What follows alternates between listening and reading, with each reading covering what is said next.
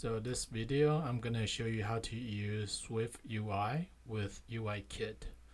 So let's look at our UI view here, the view controller. I'm setting up the one label and one view, and then I put the layouts programmically. You can also do this in storyboard. For the beginners, I'll show you later on. And then now we have the swiftUI. I got this code from Apple, straight from Apple.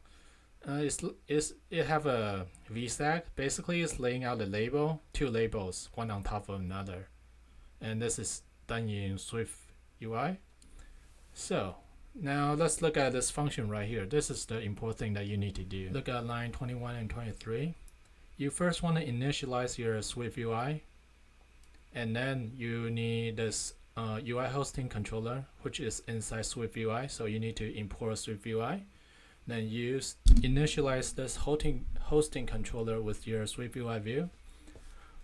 Once you do that, you kind of have a view controller, and then the swiftUI view is inside this hosting view controller. So as you can see on my simulator and in code, I basically put my swiftUI view on top of my blue view. So even the background change, only the borders, you can still see the borders.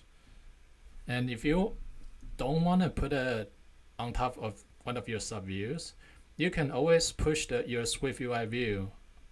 Just treat it like a regular view controller. So here on view did low, I just present it, and you can see it get pushed just like a regular view controller. And when you dismiss it, you kind of go back to your original view. So that's it. It's pretty simple. And for beginners, let me show you how I do this in storyboard. Basically, I do the same thing, do the layout in storyboard. I'm gonna initialize my labels in code, change the colors, add the borders, and then pretty much you have to do the same thing. So it's kind of like with swiftUI view, since you have to add the view in code, you might well as just do everything in code. But yeah, you can do it both ways.